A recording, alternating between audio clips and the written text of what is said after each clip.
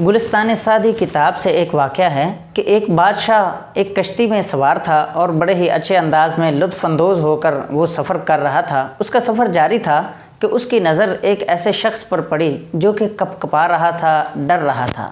تو بادشاہ نے جب اس کی طرف دیکھا تو اس سے بڑا عجیب محسوس ہوا اور اس کا سارا لطف اور مزہ کرکرا ہو گیا۔ جب بادشاہ کی یہ حالت لوگوں نے دیکھی تو لوگوں نے اس شخص سے کہا کہ تم ذرا خیال کرو کہ بادشاہ سلامت بھی یہاں پر موجود ہیں، لیکن وہ کپ کپاتا رہا۔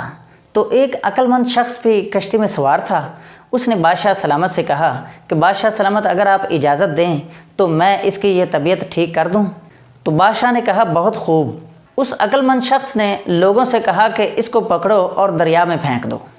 جیسے ہی اس شخص کو دریا میں پھینکا گیا تو اس نے چیخنا چلانا شروع کر دیا۔ تو چیختے ہوئے اس کا ہاتھ کشتی کے کنارے تک پہنچا اور اس نے مضبوطی کے ساتھ کشتی کو پکڑ لیا۔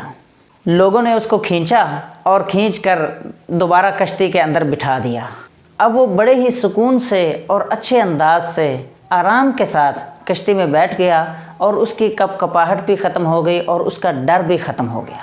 بادشاہ سلامت نے اس عقل مند شخص سے پوچھا کہ یہ تم نے کیا کیا ہے؟ تو اس شخص نے عرض کی کہ بادشاہ سلامت، یہ شخص زندگی میں پہلی مرتبہ کشتی میں بیٹھا تھا اور کشتی میں اپنے آپ کو غیر محفوظ تصور کر رہا تھا۔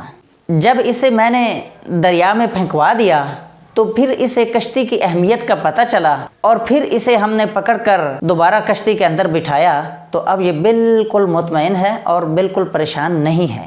ناظرین کرام، یہی حالت ہماری زندگی میں ہوتی ہے کہ ہم جہاں جس حال میں جس کیفیت میں زندگی گزار رہے ہوتے ہیں بہت ہی زیادہ پریشان ہوتے ہیں اور غیر مطمئن ہوتے ہیں، اور ہمیں اس کی قدر کا پتہ اس وقت چلتا ہے جب یہ حالت ہم سے چھین لی جاتی ہے، جب یہ حالت ہم سے لے لی جاتی ہے تو ہم کہتے ہیں کہ وہ پہلے والے حالات تو بہت زیادہ اچھے تھے، اب حالات جو ہیں وہ مزید خراب ہو گئے ہیں۔ حالانکہ حالات پہلے والے بھی اچھے ہوتے ہیں اور اب بھی اچھے ہی چل رہے ہوتے ہیں، یہ صرف ہماری سوچ کا فرق ہے۔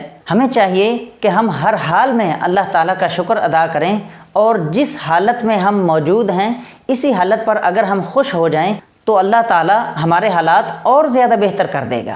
ہمیں جان لینا چاہیے کہ اس وقت ہم جن موجودہ حالات میں زندگی گزار رہے ہیں اور جو ہماری حالت ہے اس کی وجہ کوئی اور نہیں بلکہ ہم خود ہیں۔ جب ہم اس کی وجہ ہی ہم خود ہیں تو پھر غم کرنے کی کیا بات ہے؟ ہمیں اس پر خوش ہونا چاہیے۔ جب ہم خوش ہوں گے، مطمئن ہوں گے تو اللہ تعالیٰ اور دے گا اور ہمارے حالات بھی مزید بہتر کر دے گا۔